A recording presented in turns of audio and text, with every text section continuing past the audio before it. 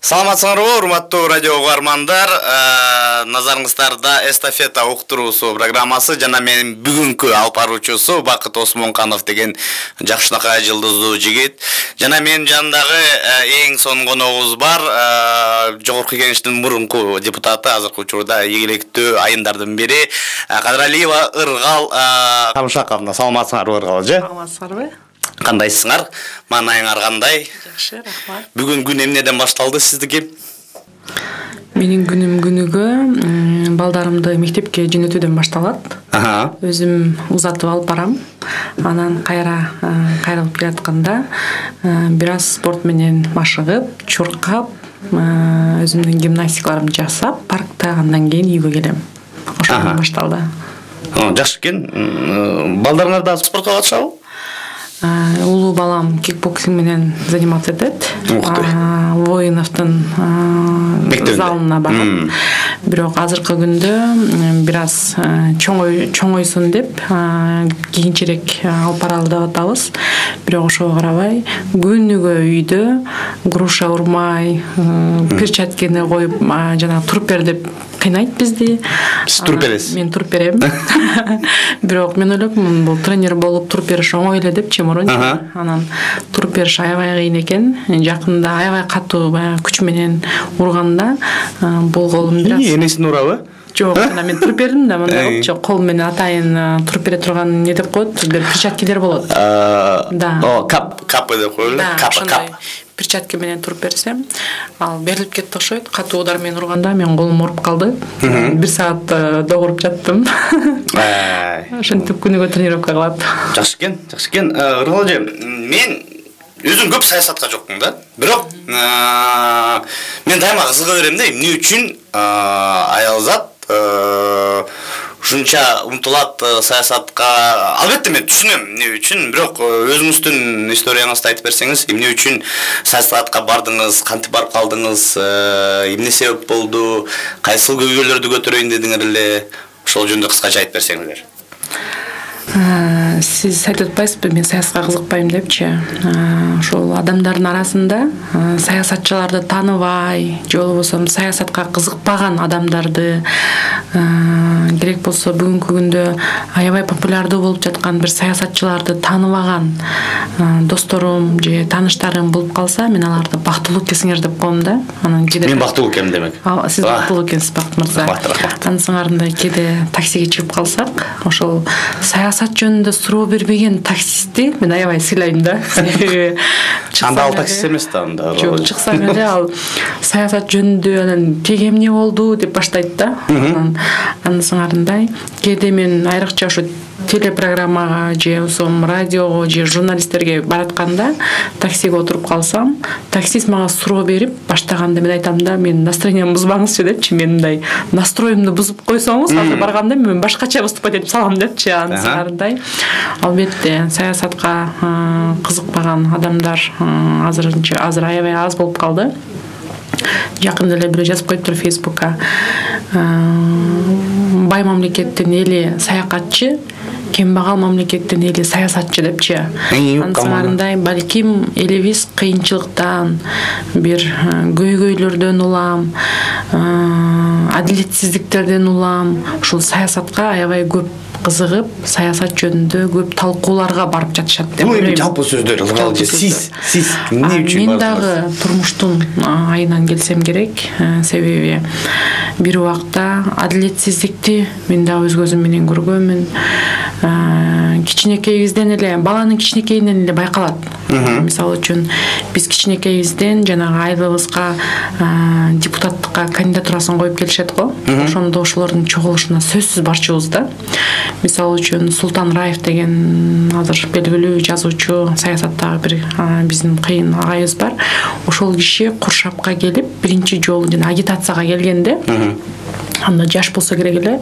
Мен 8-9 класста мектеп окуучусу элем. Ошондо ошол кишиге суроо берип, анан суроо бергенден арасынан жагып калган суроолорго бир подарок берет экен да. Ошондо ошо Султан Раевтан мен ручка алдым эле да. Жакшы суроо бердиңиз депчи. Анын сыңарындай керек болсо кээ бир кандидаттарга биз студент маалыбызда барганда артыбыздан келип, сага бул суроону ким даярдап берди, сени ким заказ кылып жөнөттү дегендер да болгон да. Анын сыңарындай ошолорго барып, алардын сөзүн угуп, кичинекейибизден эле аралаша баштадык. Жашыбыздан эле, кичинекей эмес, жашыбыздан аралаша баштадык. Ошентип жүрүп, сиз өзүңүз айтмакчы, саясат боюнча эмне болуп атканын, ким кандай партия түзүп атканын, кайсы партия кандай деңгээлде баратканын мен жатка билчүмүн. Бүт бардыгын байкап турчубуз телевизордон дегендей. Кийинчерээк ошо 10-жылга жакын, мен 10-жылдан баштап активдүү катыша баштадым. Бирок ага чейин партия түзүп, биз биринчи жаңы күч деп организация түзгөнбүз. Бул 99-жылдары. Мен анда 2-курста окуучумун. Бул жаңы күчтү мен агам Санжар Кадыралиев түзгөн болчу. Жаштарды уюштуруп, ошондо биздин оштон менин оюмча азыр эсимде болсо Исхак Масалиев койсо керек эле. Биринчи жолу парламентке депутат болом деп. Мындай жатканда коомдо өзүбүздүн салымыбызды кошконго университеттен аралаша баштадык. Бирок 10-жылдан баштап, 7-жылда конституцияда кабыл алынбадыбы, ар бир 4-чү башка жыныстагы адам болсо болчу тизмеде. Ошол нерсе менин оюмча көптөгөн кыргыз аялдарына жолун ачты. Ал эми бүгүнкү күндө аялдардын, кыздардын саясатка умтулуп атышына менин оюмча Роза Отунбаеванын салымы аябай зор болсо керек. Себеби Кыргызстанда жанагы илгертен айтылып келген эмеспи, алтын баштуу аялдан бака баштуу эркек артык дегенчи.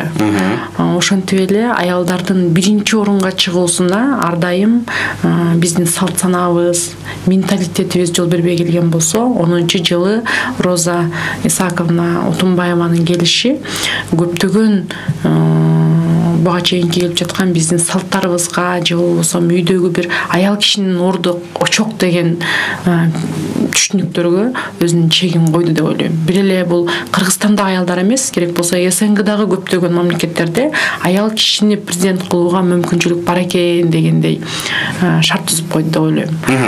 10-жылы партиянын тизмесине кирип, айылга бир кызык окуя айтып берейин. Айылга барсак, мен сүйлөп бүтүп, менден башка да кандидаттар бар дегендей сүйлөп бүткөндөн кийин ошол кругтун аркасынан бир кишинин мындай деген үнү угуп калдым да.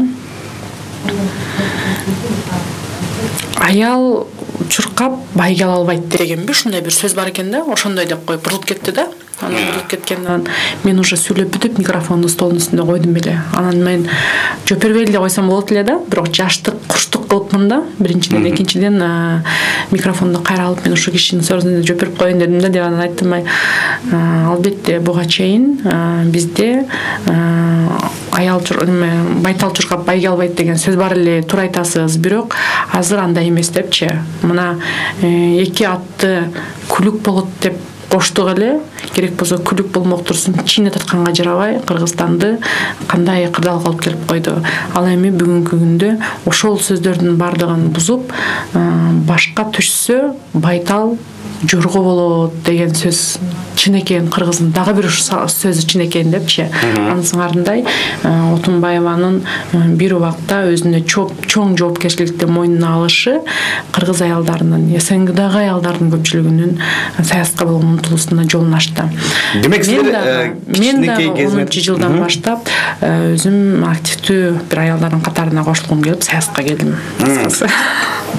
Аябай кызыктуу окуя экен. Демек силер кичинекей кезиңерден бери эле саясатка кызыгып, кандайдыр бир көйгөйлөрдү чечем, мен ушул элиме жакшы нерселерди алып келем, өзүм кандайдыр бир көйгөйлөрдү көтөрөм деп келгенсиз да, туурабы? Ошол көйгөйлөрдүн баарын силер депутат болгон учурда чечтиңерби? Кайсыл көйгөйлөр калып калды, кайсы көйгөйлөргө көбүрөөк көңүл буруш керек?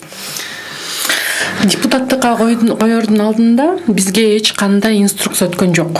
Мен ошого азырга чейин таң калам. Мен болгону 28 жаштагы кыз болчумун, Бизди бул жактан спискакка кирдиңер, эми силерге ак жол, өз ар бириңер төрөлгөн районуңарга барып, ошол жерден биздин партия үчүн добуш алып келди деп жөнөттү. Баргандан кийин эртең сүйлөйбүз дегенде мен эмне деп сүйлөшүмдү билбей, кандай план, кандай эмне деш керек экенин мен билбейт болчумун. Планы жок бардыңызбы? Тем более айыл жергесинде чогулушка улуу аксакал кишилер келет да. Аялдар деле аз келет. Көбүнчө аксакал кишилер келет. Мен ага чейин шаарда сүйлөп, шаарда жаштар менен, жаштар партиясын жетектеп, студенттер менен иштешип жүргөн болсом, алардын психологиясы таптакыр башкача болот. Тем более мен мугалиммин. Анан айылга барганда мен өзүм эмне дешимди, эмне кылып айтарымды, кантип алардын психологиясы кандай болор экенин мен аябай кыйын болду да. Эртең чогулушка сүйлөйм дегенде. Анан биринчи чогулушка барган эсимде, сүйлөп баштадык. Ошондо элдин арасынан суроолор бериле баштайт экен. Муну жакты көтөрүп берсеңер, могу жакты мынтип берсеңер депчи. Бирок эмнегедир элдер көпчүлүк учурда кыргыз тили боюнча суроо берип, анан ошо кыргызча сүйлөгүлөчү барсаңар деп суранып атышты да. Андан сырткары айылдын эң чоң көйгөйү бул миграция маселеси экен.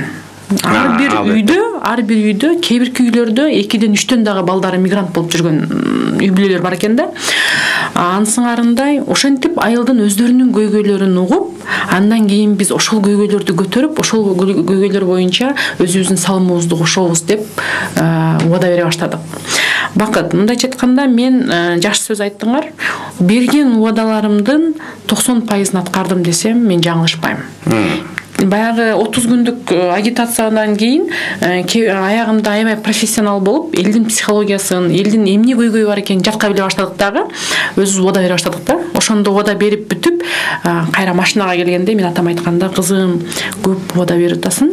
Убаданын арасынан 15 эле пайызын жок дегенде 15%-ын аткарсаң дагы жакшы иш кылган болот элең, ошо аткарсаң экен депчи.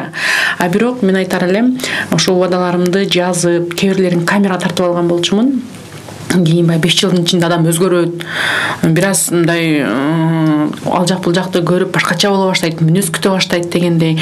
Ошол убакта мен сөзсүз ошол кайрадан ошол камераларды көрчүмүн да, кассеталарды көрүп, ошолордун 15%-тен көбүн мен аткардым, көп адамды аткардым, жеке берген убадаларымды да аткардым. Ошон үчүн убада берүүдө кайсы саясатчы болсо дагы бир мындай аткараламбы деп конкретно мындай караш керек экен. Мындай да, мен кадимкидей эле элдин арасында кошулат окшоймун. Көп убада берилет чын эле эле. Ар бир депутаттын оозунан май сөздөр, сонун сөздөр чыгат. Анан аягына келгенде сиз айтып атасыз 90% аткарылды берилген убадаларыңардын. Ал эми 10%-ын аткарганга эмне мешать этти, эмне тоскоол болду? Бир жагы депутат же болбосо кайсы бир саясатчы убадасын толук аткара алыш үчүн башкаруучу партиядан болуш керек экен. Эгерде сен оппозициялык партиядан болсоң, анда такыр убаданы аткарууга мүмкүн эмес да. Башкаруучу партия болуш үчүн эл ошол партияга көбүрөөк добуш бериш керек экен. Кайсы партия биринчи орунду алса, ошол башкаруучу партия болот да. Демек оппозиция жөн эле жүрөт, иштебей. Оппозиция болуп туруп убаданы аткарыш аябай оор. Ошо айтайын дегеним, менин партиям, мен мүчө болуп келген партия парламентте жетектөөчү партия болуп калганы дагы менин убадаларымдын берилишине, аткарылышына көп өзүнүн салымын кошту. Себеби партия ошол эле убакта президент, премьер-министр, спикер мага ошол убакта аткарышка аябай жакшы жардам берди. Ал эми убадашын аткарылбай калып, бирок өзү бир чоң партиянын жетекчиси болуп жүргөн адамдар, саясатчылар дагы бар. Булар көбүнчө менин оюмча коммерсанттар. Себеби коммерсант адам бул саясатта экиге бөлүнөт да, саясатчылар, государственниктер, мамлекетчилдер, анан бизнесмендер болупчу. А бизнесмендерди шайлаган ошол элдин өзүнүн бир шору болсо керек. Себеби бизнеске келген адам келгенден кийин сөзсүз түрдө кетирген акчасын же болбосо ошол максаты башкачараак болсо керек деп ойлойм. Ралжа, сиз мени да агитация кылып атасыз азыр. Суроо эмне тоскоол болду? Тоскоол болгондо мамлекеттин экономикалык бир мүчөлүштүктөрү, жетишпегендиктери болушу мүмкүн.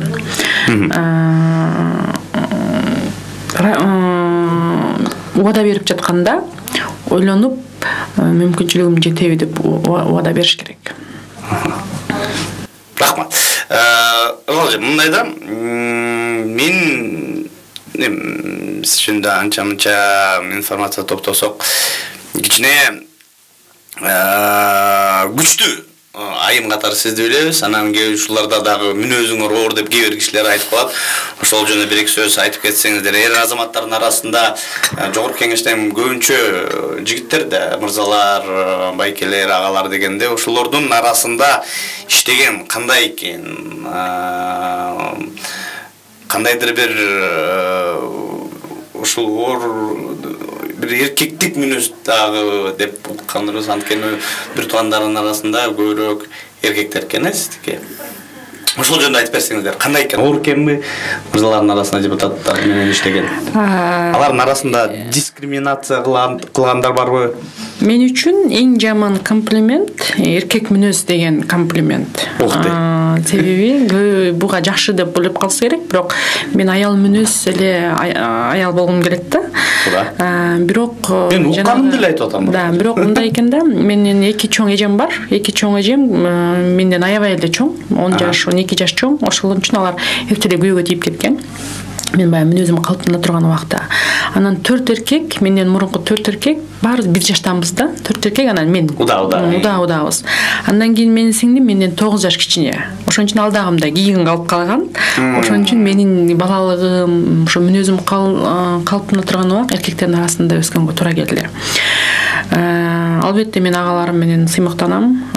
Ошолор мени тарбиялап, чачымды өрүп берип, мектепке жетелеп барып, ошентип чоңойтушкан. Азырга чейин ошондой кылып карашат. Кам көрүшүп мага дайыма. Ошо чем теги кыздарга караганда, ошо эркектер менен көбүрөөк сырдашып, эркектер менен көбүрөөк сүйлөшөм агаларым менен. Андан кийин эркектердин арасында иштеп, эркектер менен тең тайлашып, алар менен микрофон талашып, иш талашып, аш эмес, иш талашып өскөнгө туура келип калды. Андан кийин 2 уулдуу болдум. 2 уулум бар. Айтайын дегеним өмүр бою эле жалаң эркектердин арасында кеттим да. Азыр дагы үйдө жалгыз аял, жалаң эркектер жашайбыз. Инилерим, балдарым, анан мен. Айтайын дегеним бул албетте аял киши үчүн оорураак, бул жыргаганымдан эмес. Тагдыр дегендей. Бирок эркек мүнөз болуш кайсыл жерде болбосун өзүңдүн укугуңду талашып, эркекче сүйлөгөнгө аракет кылып, мындай эркекче сүйлөгөнгө эмес, ошолордун деңгээлинде чечүүгө, маселеге киришүүгө аракет кыласың. Бирок мен таң калганым, эркекке окшош аялдар, эркек мүнөз аялдар Кыргызстанда көп болуп атканын себеби аялга окшош эркектер көбүрөөк го. Ошон үчүн болсо керек деп калам. Ансуар, мени карап койдуңуз ошол сөздү айтканда. Сиз эмеледиңиз, тамашалап атам. Ушул эркектердин деңгээлинде суроолорду чечишимин деп деле айтып калдыңыз. Силер согуштуңар беле эркектер менен? Эркектер менен согушкандан Кудай сактасын. Бирок кээ бир учурларда алар менен көп маселелерди чечкенге туура келген. Мисалы үчүн менин бир тууган агам көз өткөндөн кийин дүнүйө талашканга чейин барганбыз. Кээ бир адамдар менен башка бир нерселер талашканга чейин барганбыз. Мыйзамдык деңгээлде алар менен согушканга чейин барганбыз. Мыйзамдык деңгээлде, мыйзам менен, тапанча менен эмес. Ошол учурларда албетте эркек мүнөз болуп, эркектердин арасында өсүп, алардын психологиясын жакшы билгендик мага жардам берген, өзүнүн жардам тийгизген. Кээ бир учурларда ошондой маселеде аркага шак таштап, аялдардын этегинде кире качкан эркек мен үчүн өзүнүн авторитетин аябай тез жоготот. Ошон үчүн да мен жеке турмушумду кыла албай айтсам керек. Андан сырткары эл арасында жүрбөйбү? Аргал ошо агасын өлтүргөндөрдү уруп салган депчи. Сиз да ошону айтып атсаңыз керек, согуп салган деп. Былтыр 2 жыл мурун мен өзүмдө бир аз көйгөй болду, ошондо Эдил Байсалов айтып салды да, ыргал керек болсо агасын өлтүргөн балдарды мыйзамдык соттун чечими чыкканга чейин уруп салган депчи. Мен аны Эдил Байсаловдун эркектик эмес мүнөзү деп айтып койгум келет. Эмне үчүн? Себеби себеби мен ошол бир аз тополоң болгондон кийин Эдил Байсалов экөөбүз делегациянын составында Кытайга барып калдык. Кытайда 12 күн жүрдүк. 12 күндө адам болгондон кийин 12 жолу жарашып 12 жолу урушасың да. Ошентип жүрүп анан Эдил Байсалов экөөбүз аябай жакшы мамиледе болуп калдык да. Ошол жердечи экөөбүз сүйлөшүп күнүгө косметолог кийин ошол окуя болгондон кийин ал аябай кыргыздын талкуу болду. Ошондон кийин анан ошол жерде экөөбүз косметологдорго бирге барабыз, магазинге бирге барабыз, кафеге, ресторанга барып калабыз кээде ошондо. Анан Эдил Байсалов менен сурады да. Ыргал, сен ушуну уруп салганың чынбы депчи. Сен агаңды өлтүргөндө уруп салганың чынбы деп мен Эдил Байсаловго айтып бердим да. Эдил, мен аны агамды өлтүрдүң деп урган жокмун. Мен агамды өлтүргөн үчүн мыйзамдын деңгээлинде соттор чечип, прокурорлор иштеп атат. Ким кара, ким ага экенин соттук чечимдин негизинде такталат. А мен аны урганымды ал мага сөгүндү депчи. Андан мурунку процессте ал мага менин аялдыгымды айтып сөгүп салды да. Мындай сөгүнүп койду да. Менин бетим айтып соккон жок, бирок сөгүндү. А мен ал деген сөгүнгөндөн кийин анын жообун же мен ошол нерсени кабыл алып ооба дешим керек болчу, ошондой деп. Же ал ошол сөзүнүн чын же жалган экенин мага тактап бериш керек болчу. Мына ушул жерде силердин эркектер менен өз калганыңар билинип калды. Да. Аны тактап бериш керек. Жок, ал эми ал жалган туура эмес кылган үчүн ал сөзүнө жооп бериш керек болчу. Сиз туура айтасыз. Ошон үчүн кийинки соттук отурумда мен бир нече мен агаларыма деле айттым. Эгерде ошол сөздү ал жооп бере албаса, анда мен ага жооп берем депчи. Ошон үчүн келгенде ал кишини ал бою 1.80 менен уруп кой турган акыбалда эмес, менден 2 эсе узун, 2 эсе күчтүү бала болчу. Бирок сөзүндө мен айттым, сен сөзүңө жооп бере аласыңбы десем, жооп бере албайм деди. Анда мен мындай кылып сени жазалайм деп ачык айтып эле аны уруп кеткенимди мен Эдил Байсаловго айтып койдум эле. Айтып койсом, Эдил Байсалов ошону толук 4 жылдан кийин Фейсбукка ачык жазып чыкты. Мен ошондо аябай таң калдым да. Бул достук, сырдаштык деген бар да. Ошол Кытайда экөөбүз дос болуп жүрүп, мен ошол жерде ушуну айтсам, дос болуп эмес, мындай 12 күн делегацияда бирге болгон үчүн күнүгө сүйлөшкөнгө туура келет. Ошол жерде мындай чыныгы бир ага катары айтсам, ал жалпы элге башка мүнөздө айтып салганына мен Эдил Байсаловго аябай мындай жигиттеги эмес мүнөз болуп калды деп болгом.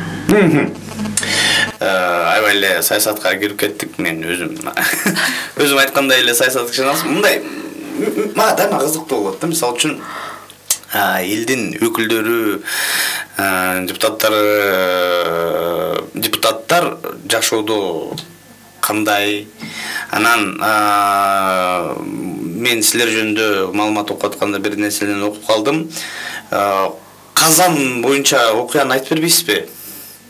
Кызыктуу болуш керек. Казандан түшүп кеттип деген ошону депутаттар турмушта үйүндө эң жөп жөнөкөй адам.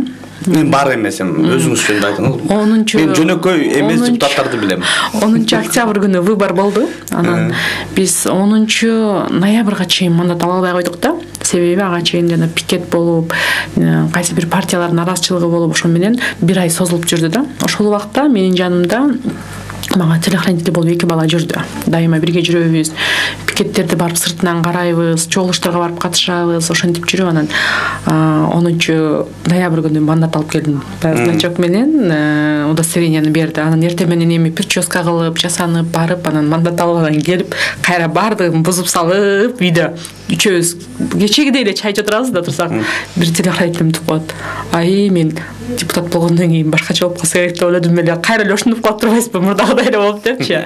Анын сыңарындай депутаттардын көп деп коет, баягы өзгөрүп, депутаттардын текебер болуп, менсинип кеткенине мен оюмча эл көбүрөөк салым кошот. Күнөөлөбөйүн, салым кошот. Себеби баягы кош колдоп эле, паткаримчилик кылып эле, ой, баламдын оозуна түкүрүп кой деп элечи, жөнөкөй эле кечеги базарда контейнерде материал сатып, же болбосо контейнерде темир тезек сатып отурган эле адам бүгүн акчасын топтоп келип депутат болуп калса, жеге калса эле элдер аны айдан түшкөн ыйык катары көрүп алат да. Төргө отургузуп, жилик тартып элечи, ушинтип атсаң албетте депутаттар деле менин оюмча ойлосо керек, мен башкача турбаймынбы депчи. Ошон үчүн депутаттар башкача адам, алар башкачараак отуруш керек, башкачараак басыш керек деген бул туура эмес.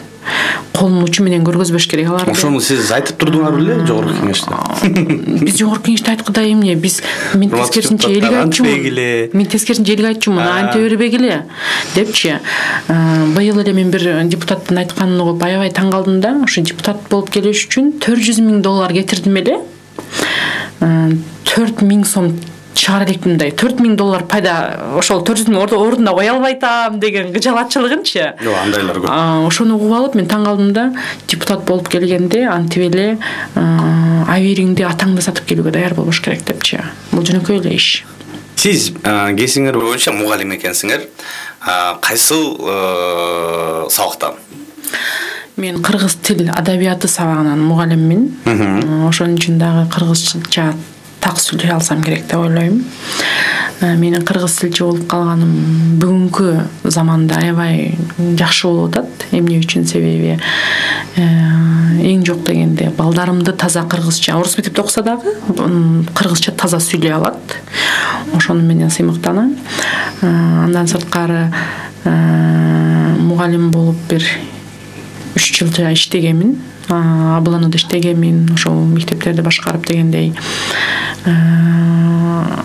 Биринчи билимим мугалимдик, экинчи билигим юриспруденция. Эл аралык укуктар боюнча. Азыр кайсыл кесип силерге көбүрөөк жаккан? Мугалимдикпи же депутаттыкпы? Мугалимдер кайсыл силерге жакыныраак? Мугалим болгонбу же депутат болгонбу? Мугалим болгон, мугалимдикте окуганым баягы 40 мүнөт тынбай сүйлөй алганым ошол мугалимдиктен калса керек. Мугалимдер токтобой сүйлөй алат да. Анан бирок 5 жыл депутат болуп иштеген, мен оюмча укук жактан көбүрөөк тажрыйба алдым деп ойлойм. Ошон үчүн юриспруденцияга жакыныраакмын го. Юриспруденция жакынрааксың. Ошол биздин мугалимдердин зарплатасы аз го же ошону көтөргөн жок белеңер? Мугалимдин зарплатасын биз депутат болуп турганда как раз ошо мугалимдер, врачтар айлык акысын көтөрүү боюнча маселе коюлуп, көтөрүлгөн. Бирок кайсы бир көтөрүп туруп, бирок кайсы бир методдорду колдонушканда ошонун көтөрүлгөндүгү анча байкалбай калганда, жанагы сааттарга карап берүү же башка деп калгандачы. Бирок ошол убакта көтөрүлгөн. Бирок мугалим менен медицина кызматкерлеринин айлык акысын бир көтөрүп токтоп калуу мүмкүн эмес. Себеби инфляция болуп атат, өзгөрүп атат, доллар көтөрүлүп атат деп атпайбызбы? Ошонун негизинде жанагы пенсияга жылына 400 сомдон кошуп турчу элек мурунчу, октябрдын башында. Быйыл 300 канча сом кошулду окшойт. Пенсия азыр аябай популярдуу тема. Ооба. Анысыгандай мугалим менен ошо социалдык кызматтагы адамдардын айлык акысы дагы жылына кайсы бир процент менен көбөйтүш керек деп эсептейм. Андан сырткары буларга социалдык бир колдоолордун жоктугунун айынан биздин мугалимдер менен медицина кызматкерлери жарды болуп кыйынчылыкта турат. Буларга жанагы үй берүү, ипотека берүү да токтоп калгандай мүнөздө жана башкалар дегендей. Бакыт мырза, мен таң калам да, мисалы үчүн мен азыр Бишкекте бир кошунам бар да, апасы дагы врач, кызы дагы врач, мединститутты бүтүп быйыл жаңыдан ишке кирип атат. Өкөнүн үйү жок да. Бир комната квартирада жашашат, анан ошол квартплатты 12,000 сомдон төлөшөт. Анан ошолорго мен аябай жүрөгүм ооруйт да. Анан күнүгө кеде алардыкында, кеде биздикинде тамак жеп калабыз да, ошо тамактын аягында экөө тең ушу үйүбүз болуп калса экен деп тилек кылышканда, мен таң калам да, ошо медицина кызматкерлери 8 жылдан 7 жылдан күнү түнү айрыкча кызынын окуганын көрдүм. 8 жыл 7 жыл окуп алышып, анан бүгүнкү күндө айлыгы квартплатынан ашпайт. жакшы өтө эле жакшы кийине алышпайт, өтө эле жакшы жей алышпайт дегендей, ошо бирок күнү түн иштейт да, ошо врач аял. Бирок улуу кесиптин ээлери. Улуу кесиптин ээлери. Анан менин балам ооруп калды да, былтырчы ооруп калганда мен ошо эжеге суранбасам деле, пока ошо скорый машина келип алып кеткенге чейин, тез жардам машина келип алып кеткенге чейин мени менен кошо уктабай отурду да. Анан мен айттым да, мен бул кошуна катары отуруп атат окшойт десем, ал врач катары отуруп атыптыр да. Анын сыңарындай мен эле эмес, ошо шаар боюнча көптөгөн үй бүлөлөргө күнү түнү барып кээде мен апарып келген күндөр да болгон да, түнүчү баягы мен срочно барышым керек калып, машинаны апарып келчүмүн.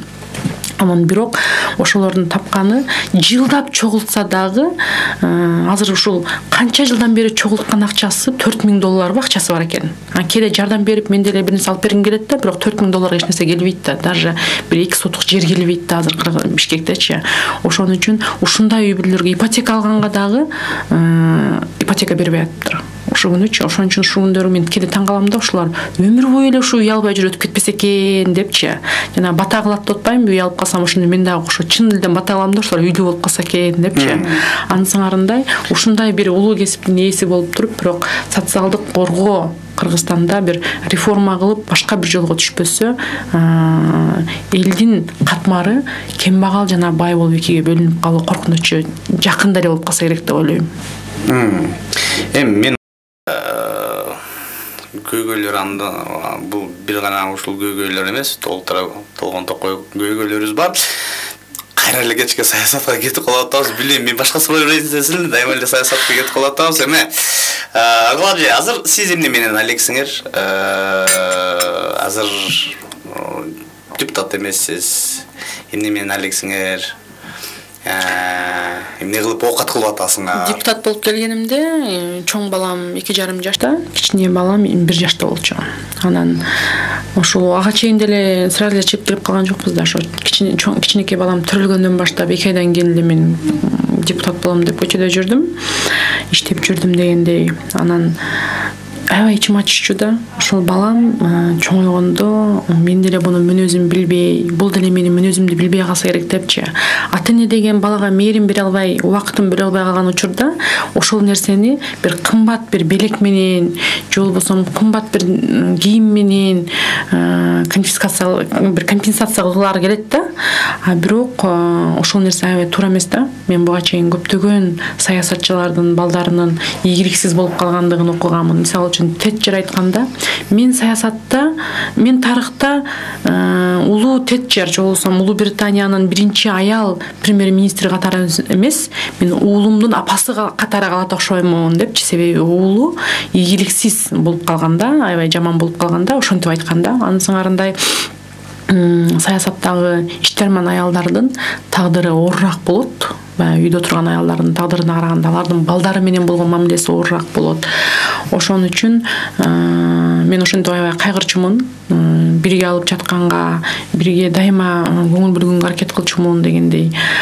Бирок азыр мен ушу саясаттан кетип, убактылуу үйдө отурганымдын пайдасы ушул жагынан аябай жакшы болду. Балдарга көңүл бөлүп, аларга бере албай калган мээримди мен берип, ошону мен толуктадым. Боксташып, бийлеп, ырдап, ошо дайыма бирге болуп дегендей, урушуп, талашып дегендей.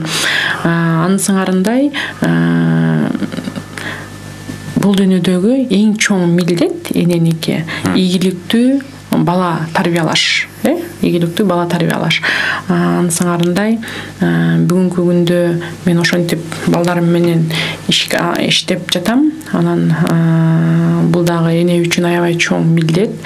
Андан сырткары өзүмдүн бир чакан депутат болгонго чейин эле иштеп келаткан кичинекей бир ишканаларым бар эле, ошолор азыр иштеп атат, ошолор мени багып атат дегендей. Анан баягы депутаттарды мынтип калабыз да, депутаттарды, министрлерди кээдечи урдап алды бар эле депчи. Анан каяктан алдың, декларация тапшырганда, каяктан алдың деген же болбосо мүмкүн тапшырбай калды депчи. Анан бирок биз ушуну ойлобойбуз да, бул мамлекеттик кызматка же болбосо парламентке келгенге чейин эмне иш кылып каяктан таап атканын эч кимибиз ойлобойбуз да. Ошондо карабай эле анан бүгүн каяктан алдың дей беребиз да. Ошон үчүн анын сыңарындай өткөндө дагы ушу Маралда айттым эле, депутат болгонго чейин кантип жашап келсем, депутаттан кеткенден кийин ошентип жашап атам, эчтеке өзгөргөн жок депчи. Анын сыңарындай Азыр демек үйдө отурасыңар. Азыр үйдө отурам дегеним туура эмес болуп калат. Анча-мынча кичине ишканаларыңар бар экен, алар иштеп атат. Жок, үйдө турам деген туура эмес. Бирок эркин адам катары иштейм. Анан тез-тез интервьюларым бар. Мисалы үчүн бүгүн 4-күн болсо, бүгүн Маралда болсо, бирси күнү суббота күнү 2 интервьюм бар. Аларга даярданам. Жакшы экен. Демек, азыр бош отурсаңар, кийинки сазывда, кийинки шайлоого катышайын деген оюңар барбы? Бул келечектин иши. Башкаларга дагы Кыргызстанда 5 миллион адам бар эмес, аларга да кезек тийсин да. Жакшы. Ролжа, сиз саякаттаганды жакшы көрөсүңөр, кайсы өлкөлөрдө болдуңар эле, азыркы көп жаңылыктар ошол менен байланыштуу болуп атат. Кайсы өлкөлөргө бардыңар эле? Давайте саясатты тиешпей эле коелукпу. Анан кайсы өлкөлөрдүн маданиятына суктандыңар эле, кайсы өлкөлөрдүн, кайсы элдин кандай жакшы жактарын биздикине алып келсе болот эле? Мен саякаттаганды жакшы көрөм, бирок саякаттаганда өзүнө ылайык бир мындай коркунучтуу жактары бар да. Ошолорду эске алам ар дайым. Дүйнө боюнча. Жок, башкача сурайынчы. Мисалы үчүн мындай суроо берейин.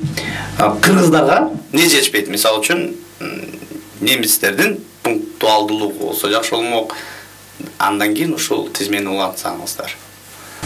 Мисалы үчүн ушул немистердин пунктуалдык жагынан бизде кыргыздарда жетишпейт. Анан бул элдин бул привычкасын же бул эмесин алсакпы деген. Эмне деп кантип ойлойсуңар? Японияга барганымда, япондордун самурайское воспитание деп коет экен, самурайлык тарбия деп коет экен балага. Балага берген тарбиясын, балага болгон көңүл бөлүүсү мага аябай жаккан. Аларда сөзсүз түрдө аял киши төрөгөндөн кийин 12 жашка чейин баланын жанында эч жакка кетпей, дайыма жанында отурат экен. Аял киши бизге 18 жашында күйөөгө тийбейт экен. Алар эң кеч тийгени 30-га барып 30дан ашып күйөөгө тийет экен. 28-30 жашында күйөөгө тийет экен. Ага чейин окуп, билим алып, иштеп, андан кийин күйөөгө тийгенден кийин үйдө отурат экен. Аларда иштеген аял ийгиликсиз үй бүлө катары бааланат экен, эгер аял киши иштесе. Ар бир бала ким үйдө акыркы болуп кефирди ичсе, мисалы үчүн, кефирдин тетрапакетин 4 жагынан кыркып, аны жууп, самындап, күнгө кургатып, андан кийин ошол кагаз салынуучу мусорго салат экен. Айтайын дегеним, аларда тарбия жагы, тазалык жагы, чынчылдык жагы, сабырдуулук жагы кичинекейден баштап балага сиңирилип тарбия берилет экен. Ошол жагы жакты. Япондордуку. Жана башка дегендей. Албетте мен ушул нерсеге мына Индиянын, Бангладештин өздөрүнүн бир маданияттарын көрүп келдим. Кайсы мамлекетке барсам, биздин ош базар деп коет го. Ошол сыңаруу мен эң мындай базарларына барам да, себеби базарда биз ошол эле байыраак жашаганын дагы, анан базарда сатуучуларды дагы, андан сырткары жана кайырчылар деп коебуз го, ошолорду да көрүүгө мүмкүн болот да. Базарда биз бардык населениянын бардык бир катмарларын менен таанышууга мүмкүнчүлүк болот. Ошондо мен де Бангладешке барганда мен адамдардын ушунчалык жардылыгын көрүп аябай ичим ачышып келгенмин. Себеби бир гана шешеп деле оронуп алышып, деңизден кармаган, океандан кармаган балык таап келип сатат экен. Ошол балыктар ойногон сууну баягы турган сууну үстүнө ошо бутун жууп, анан баягы көтөрүп кетет экен. Бангладеште өмүр бою нан жебеген бир катмарлар бар экен да, алар өмүр бою эле ошо балык, чөп тамыр жеп жүрө берген ошондой катмарлар бар экен. Ошолорду көрүп, биз Кыргызстанда бир шүгүрчүлүк келтирсек жакшы болот деп ойлойм. Бирок саякаттаган дегенде, саякаттоонун бир максаты болсо керек. Ар бир мамлекеттин өзүнүн айткандай тарбиясын алып, башкасын алып, мага көптөгөн 30дан ашык мамлекетте болгонмун. Ошолордун арасынан эң жакшы көргөнүм Ысык көл. Ысык көл мамлекети. Ысык көл. Ысык көлдүн өзүндө Ысык көл деп атам. Ысык көл. Ысык көл областындагы Ысык көл. Ысык көл областындагы Ысык көл деген көл. Макул, Ролаже, мен мисалы үчүн аябай өзүн туура баалаган, өзүнө туура объективдүү өзүн туура объективдүү көргөн адамдарды сыйлайм да. Ошондуктан өзүңөрдүн жаман жактарын айтып койсоңуздар бар да, туурабы? Ар бир адамда жаман жактары, жаман терс характерлери, терс жактары бар. Ошол терс жактарыңызды айтып койсоңуздар. Чынында. Аял кишини, кыз баланы жеңесинен сура деп коет го, же болбосо кошунасынан сура деп коет. Анын сыңарындай мен терс жактарымды билиш үчүн менин кошуналарымдан сураш керек деп ойлойм. Бирок мен өзүңөр сезип турган. Жок, албетте мен өзүм айта албайм да. Айтпайсыңар, Радиодо бир жолу сүйлөп атсак, бир киши чалды да. Мен мисалы үчүн эгоистмин. Чалып айтты да. Аябай эгоистмин. Анан мен өзүм мындай эгоисттик көп эмелеримди байкайм да. Көөлөрдө туугандар менен көп катышпай коём. Көп мисалы үчүн достор арасында да же ошол эле үйдө да көп сүйлөйм, өзүмчүлмүн да.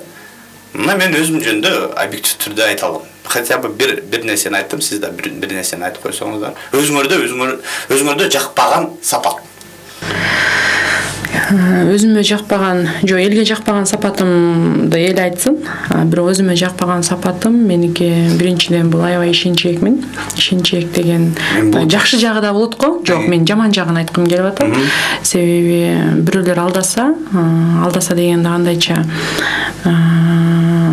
кайра өзүм жабыр тарткан жактарды көп көрүп калам. Мисалы үчүн буга чейин бир таанымал эле аял менден аябай ыйлап келди да. Ыйлап келип, анан ушундай мен кыйналып атам десе, аркасында башка дагы саясат адамдар турат эми. Турса алар жок, буга ишенбе деди да. Ошонткенине карабай мен ага акча бергенмин да. Себеби ал аял ошол мен берген акча менен керек болсо түрмөдөн чыгганга штрафтарын төлөш керек болчу. Анан ошентип алып, артынан мен болгондо дагы өзүм эмес, бирөөдөн алып болсо дагы чуркап жүрүп, ар кимден суранып болсо дагы карыз алып берип ошентип алып, ал аял мындай жатканда мени аягында тааныбайганга, мындай таптакыр мамиле кылбай койгонго чейин барды да. Ошон үчүн алдап кетти деп коебу ошондой. Ошон үчүн ошондой бир сапаттарым албетте бар. Аны айтып койсоң элдин баардыгы аны тааныйт дегендей, бирок мен антип бирөөнүн айыбын ачкым келбейт. Бирок айтайын дегеним, ошондой ишенчээк мен өзү элдин баары мен өзү катуу дейт го. Албетте мен өзүм катуу болгондогу өзүмдүн жемимди жедирбей, укугумду талашсам керек, бирок ошол жагына келгенде аябай ишенчээк, жакын билген адамдар тескерисинче аябай жумшак мүнөз деп баалашат. Ролаже, биздин программабыз берүүбүз аягына келип жатат. Анан мен мынтип ойлойм да, Кудай буюрса, ар бир жасаган аракетиңер, иштериңер ийгиликтүү болсун. Мен менен маектешкениңерге чоң рахмат. Мен өзүм профессионалдык журналист эмесмин, бирок силер менен сүйлөшкөндөн кийин мен кичине депутаттар боюнча кичине анча-мынча болсо дагы оюм өзгөрүлдү деп айта алам. Жакшылыккабы? Ооба, жакшылыкка. Ошол, анан бар болуңуз, кийинки бардык балдарыңар силердин ак сүтүңөрдө актаган Кыргыздын чыган жигиттеринен болсун. Чоң рахмат, ден соолукта болуңуз. Мен да ден соолукта болоюн. Сизди мен режиссер катары бир тууганчык деп коет го. Ошолорду көрүп, мен бүт баардык кинолоруңузду көргөнмүн, мен балдарым менен бирге көргөнмүн дегендей.